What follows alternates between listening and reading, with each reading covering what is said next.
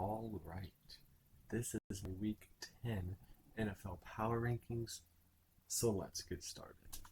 Starting off here with our injuries. I guess kind of look at this yourself. I did want to mention Dak Prescott is going to be out for a few weeks. That's a big injury here to look at. Then we got our top performances. I'm going to get out of the way here for you guys here to kind of just look at that yourself. And let's move on. All right. So starting at number 32, it's going to be the New Orleans Saints. They lost to the Panthers, which is pretty bad. They've lost 7 straight games. They just fired their their head coach. They also lost a couple of other guys to injury, Bub Baines and Condre Miller to the IR. They traded away Marshawn Lattimore. This team is not good at all right now. Number 31, Oakland Raiders. Las Vegas Raiders, sorry, they dropped 3 spots. They got blown out 41-4 by the Bengals. They fired their offensive coordinator, I believe. So they have plenty of issues to worry about on their team right now as well. Number 30 is going to be the New York Giants. They had a close game against the Commanders, only lost by 5. They've played the Commanders twice, and they've played them close both times, but still ended up losing, sitting at 2-7. Not a good look for the Giants right now. Number 29, Carolina Panthers. They jump up 2 spots after getting their second win of the year against the New Orleans Saints, who are, again, like I said, very, very bad right now. But the Panthers, certainly not the worst team in football currently, but still very much so one of the worst teams. And they also traded away Jonathan Mingo this week, which could hurt their current roster a little bit, but he's not really doing much for them anyways. Number 28 is the New England Patriots. They dropped 3 spots after losing to the Tennessee Titans. The Titans have been pretty bad, and the Patriots just lost to the Titans. So again, that doesn't give a good look for the Patriots right now. Number 27 is going to be the Tennessee Titans, who did just beat the Patriots. They won in overtime, so it was definitely a close game. But I feel like the Titans have to move up quite a bit of spots because they did end up beating a team.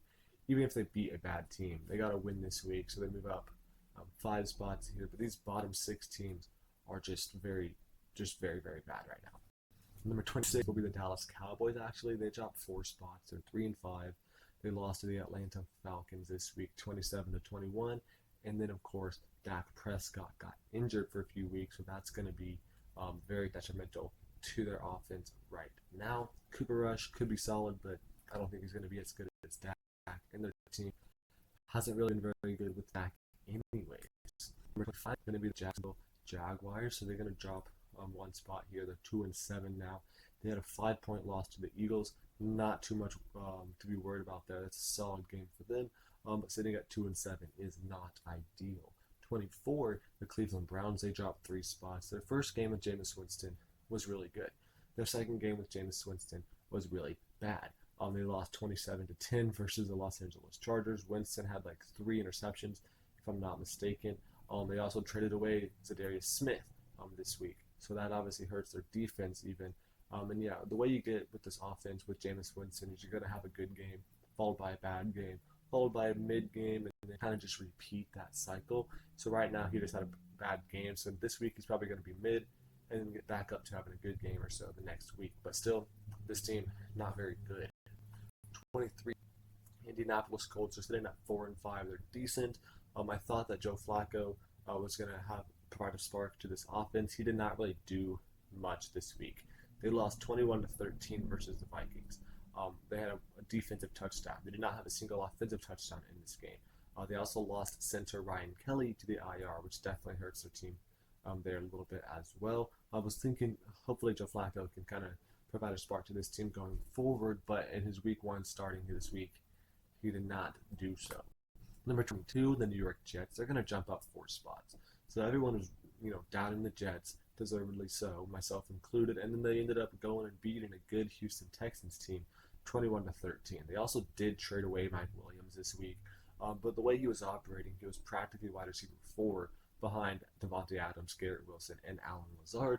So it's not really a too big of a loss for the Jets. That's kind of a win-win trade because the Jets kind of just weren't utilizing him and his talent because they had 3 guys that were just performing better than him. But the Jets, good win this week. Hopefully that can get them on the right track for the Jets fans, but I do not have complete confidence in that at all.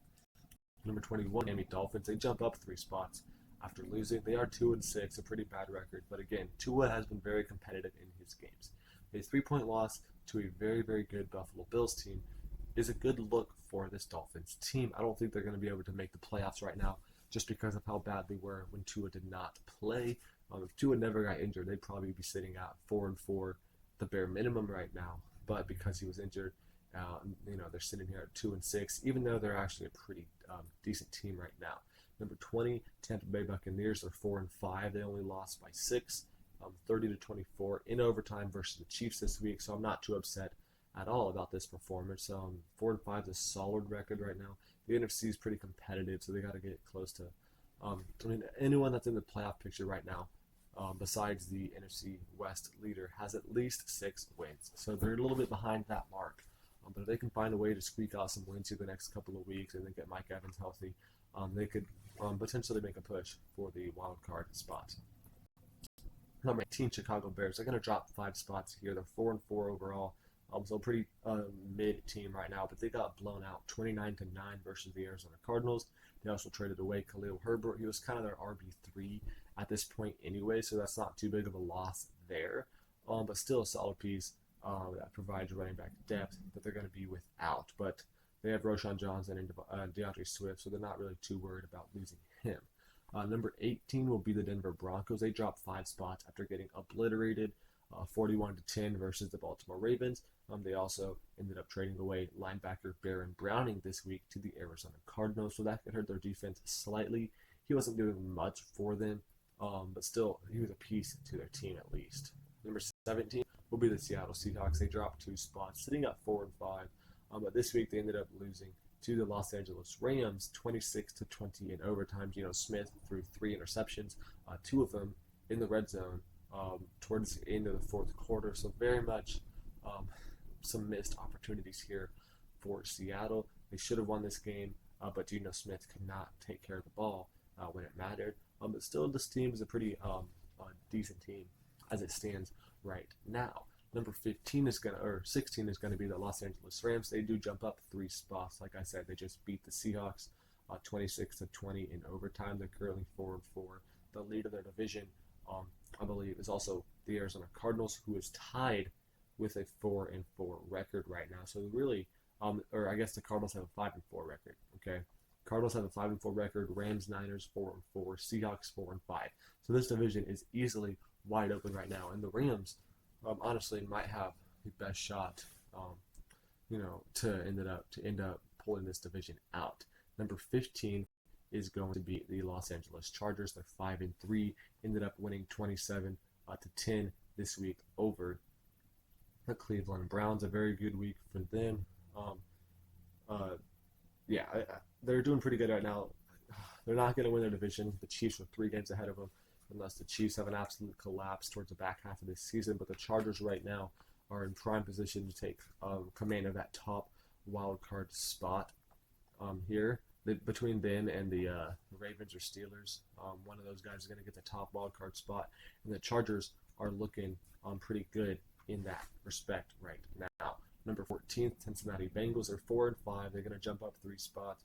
Again, they're going to have a tough uphill battle to end up making the playoffs, but a win this week, a dominant win over the Raiders, is a good sign to kind of jumpstart what they need to be happening for the rest of this season. They also lost Zach Moss to injury, but they traded for Khalil Herbert to kind of replace what they lost in that.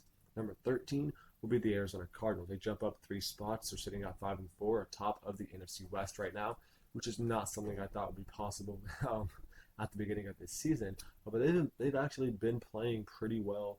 They beat the Bears by 20 points, traded for Baron Browning, who could help out their defense even a little bit as well. Really good season so far from the Cardinals. Number 12, Houston Texans. They dropped spots, sitting at 6-3, losing to a lowly 2-6 Jets team by 8 points. CJ Stroud kind of got dominated by this defense. Hopefully he can kind of get back on track next week. But right now the Texans, I believe, have lost 2 straight games. Not a great look there, but still easily one of the better teams in the league. They should win their division with pretty comfortable margin there. Number 11 will be the Green Bay Packers, dropping 4 spots. They lost to the Detroit Lions only by 10 points, so not bad there. But Jordan Love did not look particularly good in this game. Their defense did, however, not let the Lions put up 40 plus points like they've been doing a couple of weeks. So their defense looked pretty good. Their offense looked pretty bad here in this game. Number 10 will be the San Francisco 49ers. They're going to jump up 2 spots. They had a bye week, but they should be getting Christian McCaffrey back this week. They should be getting Juwan Jennings back this week. They also signed safety Deshaun Gibson after Jacksonville released him. They traded for D tackle Khalil Davis. So they've been bolstering their defense this week, and they should be getting offensive guys healthy. That makes them feel like a top 10 team to me right now. Number 9 is going to be the Atlanta Falcons. They jump up 2 spots. They're sitting at 6-3. Had a good win, 27-21 over the Dallas Cowboys. They got the division locked up pretty much right now. The Bucks are 2 games below them, and they beat the Bucks twice. So they got that tiebreaker. They're really 3 games over the Bucks for their division, and then the Saints and Panthers really got no shot there. Number 8 is going to be the Philadelphia Eagles, jumping up 1 spot, sitting at 6-2, but still number 2 place in their division. Them and the Commanders are going to have a tight race for this division crown. But a 5-point win versus the Jags this week is pretty solid. Saquon was amazing and had an amazing backward hurdle. I'm sure you've seen that. Number 7, Minnesota Vikings jump up 1 spot. They're sitting at 6-2 right now. Had a 21-13 win over the Colts. Pretty solid game for them there after losing 2 straight games the previous 2 weeks. Number 6, Pittsburgh Steelers. They're going to drop 1 spot after their bye week. They did trade for defensive end Preston Smith and wide receiver Mike Williams, but I do think they're going to drop 1 spot here, even though I do think they got significantly better on paper. Mike Williams could be a difference maker for this offense. They've been pretty good offensively with Russell Wilson so far through 2 games, but now adding another high level talent in Mike Williams. At least he has a history of being a high level talent in LA. He hasn't really been that so far in Green Bay, but he should easily slide in as a wide receiver 2 here in this offense and can make a difference for this Steelers team. Number 5 is going to be the Washington Commanders. They're going to drop 1 spot after they won 27-20 versus the Giants. Not a very impressive win, but they're 7-2, and they traded for corner Marshawn Lattimore. A lot of people thought Lattimore might go to the Chiefs. The Commanders ended up stealing him from them, and they made a really good move.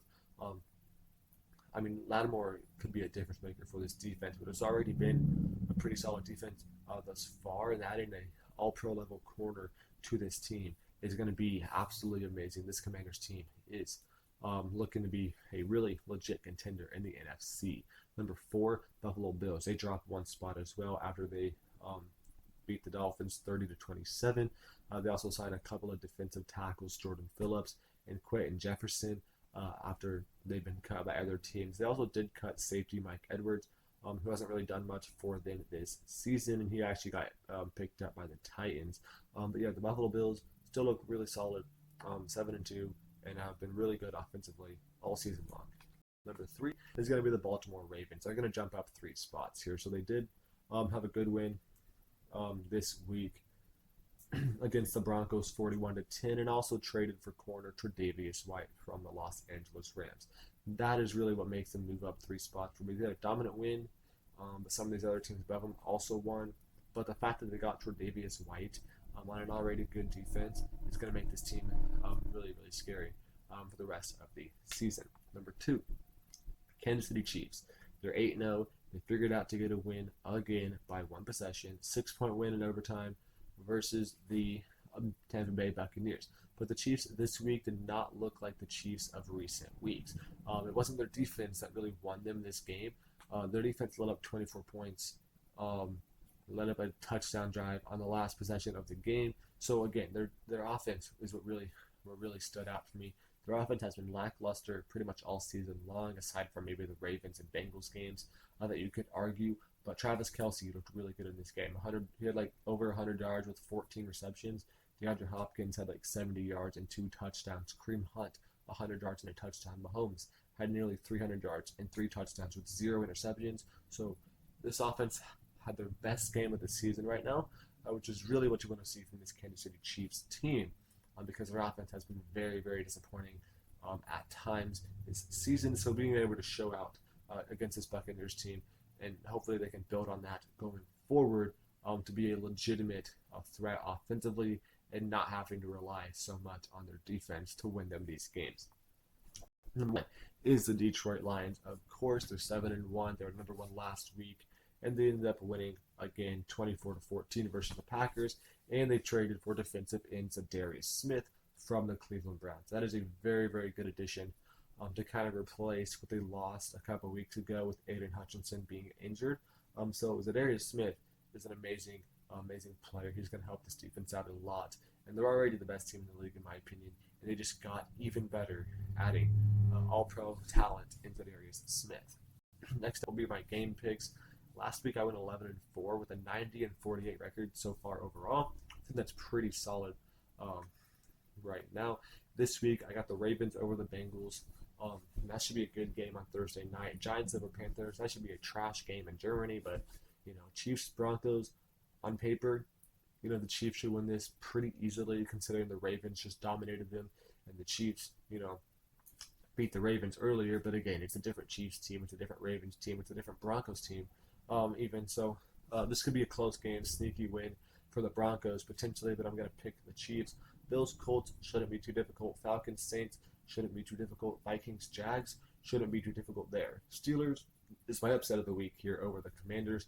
It's going to be fun to see how the new additions for both of these teams play out with Mike Williams added onto the Steelers and Marshawn Lattimore added onto the Commanders. Bears over Patriots. Patriots are just bad right now, so the Bears should win that. Niners Bucks.